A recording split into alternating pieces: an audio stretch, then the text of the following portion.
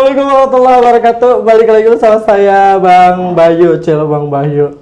Kita ada di podcastnya Wibawa Mukti TV nih Pak. Siap. Segmen perdana, bukan segmen perdana, apa namanya? Program perdana, bukan program perdana, tapi apa ya bilang segmen kan ya? Episode, bukan episode dong. Ya program pertama lah. Episode pertama program di parlemen. Oh iya, episode pertama di program Kursi Parlemen. Siap. Oke, ngomong kursi parlemen, emang Bapak siapa sih? Ya. Kita kenalan dulu. Di sini ada Bapak Ahmad Rijam. Zamroni. Enggak, saya Sorry. Ahmad Jam. Ya. Ahmad Zamroni. Jangan dipisah ya, digabung ya. Digabung. Ahmad Zamroni. Ada di Komisi 4 DPRD Kabupaten Bekasi. Nah, Komisi 4 DPRD Kabupaten Bekasi kan menaungi ada beberapa bidang. Betul. Ya, ada pendidikan, kesehatan, sosial, terus ketenagakerjaan, apalagi Pak. Di sana juga ada penanggulangan bencana. Pokoknya yang berkaitan dengan kesejahteraan sosial. Agak kaku ya kalau saya manggil Bapak. Oh iya nggak apa-apa. Karena Lebih masih muda. Lebih enaknya abang aja kali lah ya. Panggilnya Bang Zam aja ya. Iya, Bang Zam boleh. Nah, Bang Zam, ini kita mau ngambil isu soal, kan berhubung Komisi 4 ada di, maksudnya Komisi 4 di bawahnya menaungi Dinas Pendidikan. Ikan. Tahun depan nih, mau ada tatap muka. Ya, betul. Tanggapan Bang Zam sendiri gimana? Berkaitan dengan tatap muka ya. Bismillahirrahmanirrahim. Assalamualaikum warahmatullahi wabarakatuh. Waalaikumsalam warahmatullahi wabarakatuh. Ya, terima kasih untuk Kang siapa tadi? Bayu. Kang Bayu. Terima kasih sudah memberikan kesempatan saya mengikuti program di apa tadi? TV Parlemen lah ya. Kursi TV Parlemen. Kursi Parlemen ya.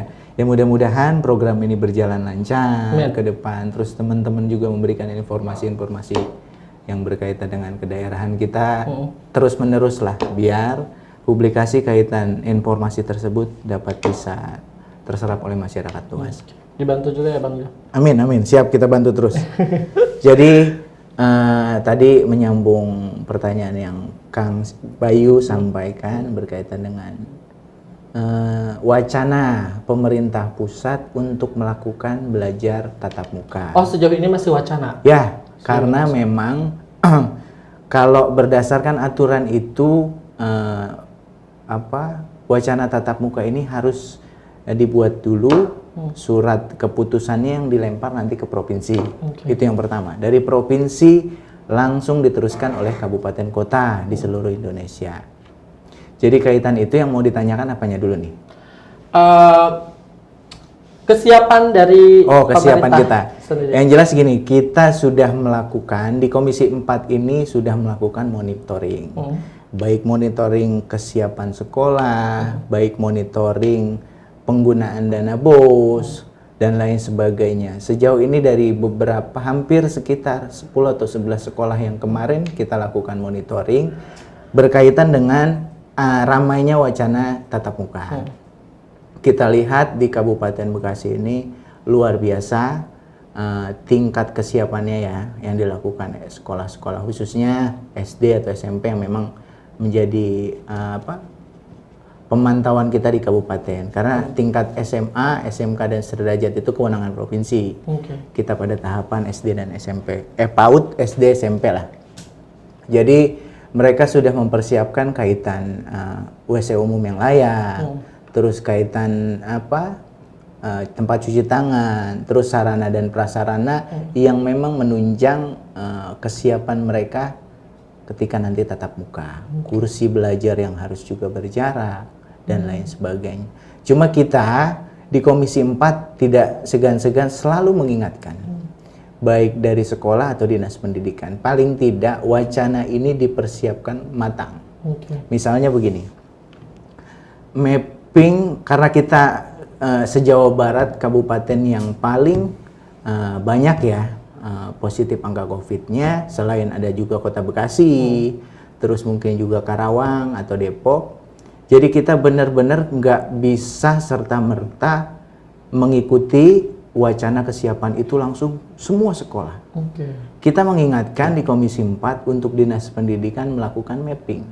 Misalnya yang tadi saya sampaikan, misalnya beberapa kecamatan yang katakanlah zona kuning atau zona hijau. Karena kita nggak bisa juga, saya sih kemarin sampai berpikir gini, apa iya Kabupaten Bekasi ini harus kita katakan ada zona merah? Anggaplah ini menjadi bagian dari tanggung jawab kita semua, zona merah semua. Karena minimal kita sudah memproteksi diri di setiap daerah, baik desa, kelurahan, atau kecamatan. Mappingan dilakukan Dinas Pendidikan, misalnya satu sekolah dilakukan dengan sistem piket pembelajarannya. Hari Senin misalnya ada kelas 1-2 atau kelas 1-2 saja dulu dengan jumlah peserta didik yang dibatasi, karena suatu kelas kan hari ini kita tahu ada yang jumlahnya sekitar 40, 30 kan gitu. Sementara aturan protokol kesehatan jarak kita minimal 1 atau sampai 2 meter kan gitu. Nah, dengan ruang belajar yang ada 30 siswa, saya rasa dengan jarak segitu nggak akan terfasilitasi juga kan, nggak akan muat kan gitu. Artinya sudah sejauh mana mappingan itu yang dilakukan. Cuma rapat terakhir kita dengan Dinas Pendidikan, mereka sedang mencari cara atau sedang melakukan simulasi-simulasi. Nanti tinggal minggu depan, insya Allah minggu depan mereka akan menyampaikan hasil kaitan apa yang akan dilakukan. Maksudnya surat edaran untuk setiap sekolah, apa yang harus dilakukan sekolah untuk pada saat tatap muka ini di sekolah-sekolah. Dari pemerintah pusat sendiri ada kualifikasi nggak sih? Klasifikasinya? Klasifikasinya untuk sekolah yang boleh tatap muka yang gini. Ya, yang jelas dari kemarin beberapa komentar Mas Menteri. Bahkan juga ada surat keputusan bersama dari 4 kementerian, kalau tidak salah itu SKB 4 menteri, salah satunya Menteri Pendidikan, Menteri Kesehatan, terus ada juga Menteri apalagi di sana. Pokoknya Kementerian Agama juga ada di sana. Jadi kesepakatannya daerah-daerah pun wajib menginstruksikan sekolah-sekolah untuk membuat kesepakatan bersama antara orang tua siswa, komite, dan sekolah, dan itu pun harus ada surat izin operasional belajar mengajar dari Kementerian Agama, Departemen Agama ya kalau di kita di kabupaten, terus surat edaran bupati, terus mungkin juga ditambah oleh surat izin satuan gugus tugas. Itu syarat yang mutlak dilakukan pada saat tatap muka, dan itu aturan yang resmi dikeluarkan oleh Kementerian Pendidikan. Terkait zonanya itu sendiri gimana? Apa memang tatap muka ini nantinya hanya berlaku untuk zona hijau, zona kuning, zona merah masih akan tetap bertahan? Kalau surat kalau misalkan nanti surat edaran itu sampai ke provinsi dan sampai dengan kabupaten, itu kan surat pemberitahuan tatap muka itu lebih kepada pemerintah pusat mengizinkan kepada seluruh sekolah atau lembaga pendidikan untuk melakukan proses belajar mengajar secara tatap muka. Lebih kepada mengizinkan. Adapun sekolah-sekolah yang tidak siap atau tidak sepakat untuk melakukan metode belajar tatap muka, masih menggunakan daring, monggo. Jadi tidak baku harus tatap muka, disesuaikan dengan kebutuhan masing-masing. Yang tadi zona merah, terus tadi ditambah lagi kesepakatan beberapa elemen, komite, orang tua, karena kita tahu juga ya, selain pendidikan, kesehatan juga hak dasar juga, yang memang kemungkinan beberapa orang tua dari peserta didik juga masih mengkhawatirkan lah untuk melepas siswa-siswinya atau anak-anaknya ikut aktif. Cuma lebih saya sarankan kalau memang ini peluang bagus, bukan peluang bagus, jadi harapan bagus lah. Ketika ada wacana ini, surat edarannya nanti mungkin bisa sampai ke provinsi dan kabupaten. Jadi lebih kita khususnya nih masyarakat ya, orang tua lebih bagaimana memproteksi diri mereka untuk anak-anak selain juga sekolah dan dinas kan gitu. Kesiapan. Sementara ini kan kita tahu hampir 1 tahun lah, 8 bulan, 9 bulan aktivitas KBM di sekolah tidak ada. Jadi saya juga melihat beberapa respon orang tua kewalahan juga kan gitu kaitan metode daring ini. Karena memang semua kondisi atau keadaan ekonomi masyarakat pada awalnya tidak semua menengah ke atas. Betul. Pasti ada yang menengah ke bawah. Bahkan mungkin ada satu keluarga yang hanya punya satu handphone. Betul. Nah itu yang kemarin juga akhirnya kita masuk ke monitoring tentang BOS.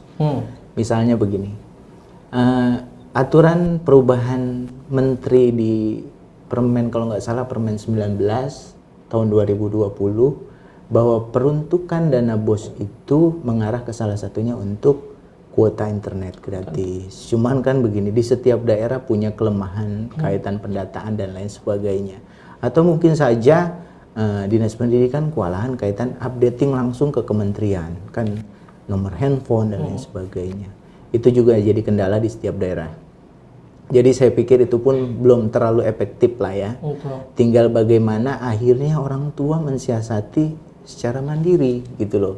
Ini juga yang kita sayangkan, apalagi saya agak sedikit sedih. Kemarin beberapa waktu yang lalu kita banyak menerima aspirasi masyarakat kaitan media tadi. Mereka yang punya anak atau peserta didik yang jumlahnya 4 orang, 3 orang dengan fasilitas satu handphone yang dimiliki ayahnya. Sementara ayahnya harus juga bekerja. Ini juga cukup luar biasa gitu loh. Jadi tinggal bagaimana kita di daerah ini mensiasati itu sehingga yang tadi hak dasar kesehatan mereka juga terjamin, hak dasar pendidikan mereka juga terfasilitasi paling tidak itu. Nah, Bang, ini kita balik lagi ke soal kementerian mengizinkan untuk bertatap muka. Betul. Cuma kan kalau orang awam di luar dengar isu ini, mereka berpikirnya, oh kita udah bisa sekolah lagi. Tapi padahal pada kenyataannya hanya harus mengikuti ada beberapa klasifikasi yang sudah ditentukan. Pemerintah daerah sendiri menginformasikan ini ke warganya. Sejauh ini kita di daerah belum memberikan surat edaran. Nah, kan saya bilang tadi, ketika surat edaran atau keputusan menteri mengizinkan untuk tatap muka di 11 Januari itu dilakukan, bukan serta-merta tidak harus melalui surat edaran provinsi, Pak Gubernur atau Pak Bupati. Mereka leluasa untuk melakukan itu. Adapun hal demikian harus menunggu surat edaran yang dilakukan ada di setiap daerah itu. Baik gubernur, bupati, atau mungkin satuan gugus tugas yang nanti dilakukan rapat bersama di setiap daerah. Nah, jadi karena ada isu itu, jadi ya warga menelan bulat-bulat dan berpikiran, oh tahun depan kita udah mulai sekolah lagi. Betul. Nah, dari beberapa orang tua khususnya ya, wali murid yang pasti ada pro dan kontra. Pasti ada yang mau dan ada yang tidak mau terkait soal tatap muka di pendidikan lagi. Menurut Bang Rizam lebih Bang Zam. Bang Rizam. Menurut Bang Rizam lebih banyak ke mana? Kalau sejauh ini sih sebenarnya hampir mayoritas orang tua siswa apalagi peserta didik rindu akan suasana belajar mengajar di sekolah. Apalagi hampir 1 tahun kemarin itu sempat ramai juga habis pengambilan rapot nih ceritanya. Mereka ramai-ramai juga yang beli seragam dan lain sebagainya. Akhirnya kan rasa keinginan untuk segera bersekolah itu tinggi. Jadi saya pastikan lebih banyak yang juga siap gitu, maksudnya pro lah kaitan tatap muka ini. Ada juga yang memang sebagian yang kontra kaitan kesehatannya, kekhawatiran orang tua siswa dan lain sebagainya. Cuman saya sarankan bagi sekolah-sekolah yang ingin melakukan tatap muka nanti di Kabupaten Bekasi wajib mengikuti aturan resmi yang dikeluarkan pemerintah pusat. Tadi persetujuan dengan Kementerian Agama, persetujuan satuan gugus tugas, persetujuan misalnya lagi Dinas Kesehatan, terus balik lagi ke persetujuan komite sekolah, orang tua dan lain sebagainya. Kalau memang masih ada kita temukan orang tua yang memang belum siap, monggo kita sarankan untuk tetap menggunakan metode belajar daring, kan gitu. Nah, metode belajar daring sendiri menurut Bang Zam efektif nggak sih? Kalau untuk daring, kalau saya basically saya pernah menjadi tenaga pengajar sebelum saya duduk di legislatif. Jadi kalau belajar proses KBM ini yang paling efektif itu justru sebenarnya tatap muka ketimbang daring. Kenapa? Guru lebih mengetahui secara psikologis, secara face to face ketimbang daring. Kalau daring kan dari kejauhan. Yang apalagi misalnya bagi peserta didik yang usianya di bawah dari 12 tahun, misalnya kelas 1, kelas 2 yang memang harus didampingi kan gitu. Jadi penilaian guru pun masih kurang efektif karena pendampingan itu. Jadi saya pikir metode daring karena kita mengikuti aturan pandemi ini, wabah ini kita juga nggak tahu dan nggak pengen pernah terjadi ini. Jadi memang ketimbang akhirnya hak dasar kita pendidikan tidak terfasilitasi, keluarlah metode daring. Tapi saya sih kurang menyarankan, kurang efektif lah kalau metode daring ini kita lakukan. Saya pernah baca ada psikolog ada psikologis ngomong gini, pada saat kita daring dan si siswa tuh ketemu langsung sama teman-temannya, itu tuh ada nuansa hal yang berbeda, psikologis berbeda. Betul, yang tadi mungkin kebersamaan mereka, sudut pandang secara gotong royong, kebersamaan, tidak individualistis, itu akan terbangun. Jadi saya selalu menyatakan kecerdasan seorang siswi itu tidak melulu dengan sains, tapi dengan pergaulan, dengan tatap muka, dengan berelasi dengan lingkungan sekitar, itu yang lebih efektif. Nah, Bang Zam, ini soal kuota internet nih ya. Yes. Ini kan udah mau akhir tahun nih, sebulan lagi lah ya. Kita masuk bulan Desember. Kabupaten sendiri sudah menerima semua kah? Belum semua. Tapi sejauh ini kemarin info yang kita dapat dengan rapat kerja dengan Dinas Pendidikan, ada beberapa yang masih sedang berproses inputisasi karena memang syaratnya harus menyertakan nomor handphone dan data-data peserta didik. Jadi hari ini belum keseluruhan maksimal untuk data kuota internet yang ada di Kabupaten Bekasi. Harus lebih digencarkan lagi berarti ya? Soalnya udah mau akhir tahun. Jadi gini juga. Ini akhirnya juga dengan Peraturan Menteri 19/2020 ini juga agak menyulitkan teman-teman di dinas khususnya ya. Kenapa? Karena akan merubah rencana kerja di setiap sekolah. Apa namanya? Kalau tidak salah itu ARKAS lah, rencana kerja sekolah yang memang tiap tahun sudah dibakukan. Ketika kuota internet mengambil lagi dari penggunaan dana BOS, otomatis kan akan merubah aturan atau standar ketetapan yang sudah dibuat sebelumnya. Dan itu perubahan itu kan juga nggak murni hari ini harus selesai juga, berproses lah. Oke. Bang Zam nih, kita kan tadi bahas soal ada wali murid yang pro, ada wali murid yang kontra. Sambil senderan ya? Boleh. Okay. Dibikin enak aja. Oke. Nah, pemerintah daerah sendiri nantinya akan menvote-kah? Atau maksudnya akan melibatkan si wali murid-kah? Atau memang sudah menjadi ketentuan pemerintah daerah sendiri? Gue nggak mau tahu sekolah ini besok harus udah bisa tatap muka, sekolah ini belum bisa. Jadi ya tinggal kita lihat nanti surat edaran pemerintah kita kaitan kabupaten ini sejauh mana surat edaran.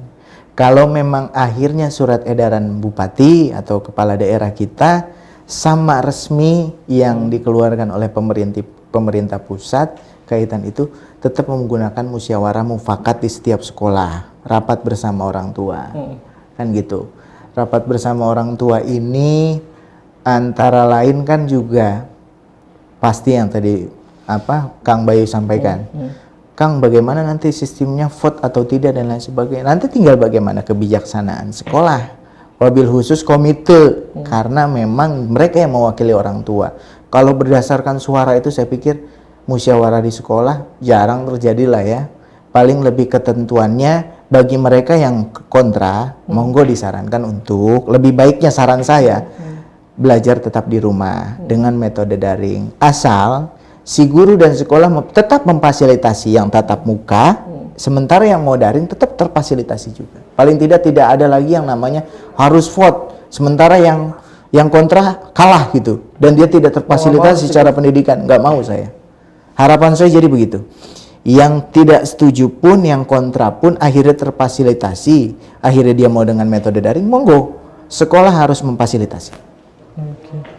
Kalau nanti pada akhirnya tatap muka ini dijalankan, ya jangan sampai ini ya Bang ya. Iya. Lalu ada beberapa sekolah atau siswa yang ternyata terpapar pandemi atau COVID-19. Siapa yang akan bertanggung jawab? Yang jelas begini, kita tidak berharap itu terjadi, tapi Ya. paling tidak kita sudah harus berpikir persiapan-persiapan gitu.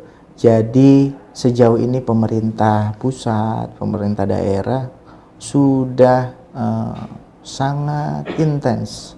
Apalagi kita lihat bagaimana Kabupaten Bekasi ini terus melakukan perbaikan-perbaikan di khususnya di kesehatan ya, di bidang kesehatan ini, dengan banyak melakukan sosialisasi, bantuan-bantuan hand sanitizer, kelengkapan dan lain sebagainya di semua lini masyarakat, baik pemerintahan, baik masyarakat umum dan lain sebagainya.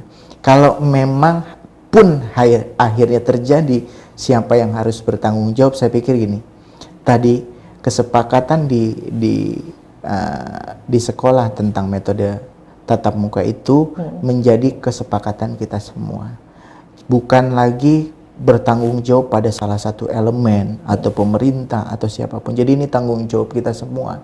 Kalaupun memang pahitnya ada yang terpapar atau ada klaster pendidikan, kita pastikan segera untuk ditutup kembali. Nah, Bang Zam, untuk menghindari hal yang tadi kita tidak inginkan sebenarnya, kenapa tatap muka ini tidak diberlakukan setelah masyarakat sudah mendapatkan vaksin? Sampai dengan masyarakat sudah mendapatkan vaksin, sampai masa itu berarti pendidikan masih menggunakan sistem daring. Hanya daringnya yang lebih diperketat. Jadi begini, kan gini, wacana atau peraturan tentang tatap muka itu proses belajar mengajar ya khususnya di bulan Januari, kalau tidak salah tanggal 11 itu. Vaksin ini kan akan dilakukan oleh pemerintah pusat di Desember. Kalau sekarang kalau tidak salah sedang uji klinis ya di beberapa kelembagaan termasuk MUI dan lain sebagainya. Jadi saya pikir clear akan mengikuti setelah uji vaksin itu. Bukan uji tapi pendistribusian vaksin ya. Nah, kemarin itu juga kita sempat melakukan survei berapa sih kuota yang didapat Kabupaten Bekasi untuk vaksin ini. Ada sekitar kalau tidak salah 160 ribuan lah ya. Itu kalau tidak salah saya 160 ribuan kabupaten mengusulkan di Desember ini sudah mendapatkan vaksin itu. Ya mudah-mudahan sebelum tatap muka dilakukan di Januari, kita sudah ada ada sampel atau katakanlah simulasi menggunakan uji vaksin di Desember ini. So, kamera gue yang mana ya? Ini soal pembahasan tatap muka seru ya Bang ya? Siap. Masih banyak sebenarnya. Masih banyak sebenarnya masih banyak banget, tapi karena waktunya tidak memungkinkan untuk kita meneruskan, nanti next harus ada part 2. Ada part 2 ya, ada part 2-nya soal tatap muka ini. Dan Bang Zam, mungkin nanti gini, setelah kita mendapatkan kesiapan roadmap dari Dinas Pendidikan kaitan pelaksanaan tatap muka ini, mungkin kita melakukan part 2. Siap. Harus ya dijadwalkan lagi. Karena memang begini, kaitan informasi ini harus sampai di tengah masyarakat, menyeluruh. Ya mudah-mudahan dengan media programmer ini masyarakat kita lebih memahami lebih tahu dan bagaimana kesiapan-kesiapannya. Betul. Thank you Bang Izam. Siap, Sekali sama-sama. lagi tatap muka setuju apa enggak? Saya pribadi Ya, ya setuju. dengan alasan Kecerdasan peserta didik atau siswa-siswi atau psikologis mereka harus dilakukan dengan langsung. betul. Tadi juga kita sempat ngobrol dulu ya, karena sejauh ini selama kurang lebih 1 tahun belum pernah mendengar ada yang namanya klaster pendidikan. Ya, karena memang ditutup juga sekolah. Ya. Jadi begini, yang saya bilang belum mendengar itu bukan berarti ini kita nyambung lagi ya, nggak apa-apa ya. Bukan berarti klaster pendidikan. Lebih tepatnya belum ada siswa-siswi atau peserta didik usia-usia sekolah yang positif. Oke. Ya, lebih banyak COVID ini atau corona ini kepada mereka yang rentan secara usia lanjut dan lain sebagainya. Jadi bukan berarti bagi mereka yang usianya peserta didik, tapi memang belum sama sekali kita dengar. Kalaupun ada, mungkin di salah satu keluarganya si orang tua positif, akhirnya positif lagi lah ke anak-anak dan lain sebagainya. Berarti tidak memungkinkan nanti pada akhirnya tatap muka terjadi, klaster pendidikan nggak ada. Ya bukan itu juga ya, paling nggak gini. Yang jelas saya di legislatif, terus pemerintah baik di eksekutif ya, harus melakukan all out untuk kesiapan pelaksanaan dan teknis belajar mengajar. Tadi kan syaratnya sudah jelas. Kalau tidak salah itu syaratnya di sekolah harus ruang kamar mandinya harus layak, sabun cuci tangan harus mengalir, kan gitu. Iya. Ada aliran mengalir, terus difasilitasi masker, dan itu harus diproteksi. Saya pikir itu saja belum cukup memang. Tapi paling tidak itu sudah all out yang dilakukan pemerintah untuk tidak terjadi adanya klaster di pendidikan itu. Kita hanya bisa berharap dan berdoa. Amin, ya. amin. Mudah-mudahan dengan dibukanya tatap muka ini di 11 Januari 11 Januari 2021 tidak menjadi tidak menjadi tambahan Siap. untuk pandemi COVID. Ya. selanjutnya. Satu lagi, mungkin satu saja yang ingin saya sampaikan sebelum ini ditutup ya. Yes. Jadi ini besar harapan saya juga kepada seluruh warga masyarakat Kabupaten Bekasi, wabil khusus orang tua, siswa-siswi yang hari ini mempunyai anak-anak yang masih bersekolah, mohon kiranya controlling. Controlling itu bukan berarti di sekolah saja nantinya, tapi bagaimana ruang bermain mereka dan lain sebagainya. Karena kita khawatir nanti di ruang bermain mereka yang justru terpapar, akhirnya kita tidak tahu masuk ke dunia pendidikan gitu. Dan itu juga kan akhirnya merugikan kita bersama secara aspek tatap muka ini. Jadi tetap bagi seluruh orang tua tetap mengikuti protokol kesehatan dan tetap ingatkan anak-anak kita semua untuk tetap 3M. Menjaga jarak, mencuci tangan, dan memakai masker. Betul. Ya. Thank you banyak Bang Izam atas waktunya. Ini kita nggak pakai masker karena kita lagi live Karena ya. kan kita berjarak, Yes. kan kita juga berjarak. Yes, Makanya kita kan. nggak pakai masker. Kalau kita pakai masker nanti suaranya tidak jelas, Oh, iya. apa yang disampaikan tidak nyampe. Betul. Kan ada aja alasannya ya. Siap, terima kasih Kang Bayu. Selamat Cuma Putih Podcast ya. Seru banget kita udah ngobrol-ngobrol soal tatap muka di dunia pendidikan yang akan berlangsung pada 11 Januari 2021. Semoga ya tidak terjadi apa-apa. Betul. Amin, ya. Amin, Harapan ya Rabbal kita alamin. semua tidak terjadi apa-apa. Amin. Dan setelah vaksin sudah didistribusikan ya udahlah, corona kelar gitu ya. Amin, ini harapan kita semua. Kita ganti ngadepin yang lain. Amin. Tapi yang enak-enak, jangan yang nggak enak. Siap. Karena ini udah cukup mempusingkan semua banyak orang. Betul. Pandemi. Thank you banyak Bang Zam. Terima kasih banyak. Nanti Terima kita kasih, ketemu Kang Bayu. lagi di part Siap. kedua ya. Siap Kang Bayu.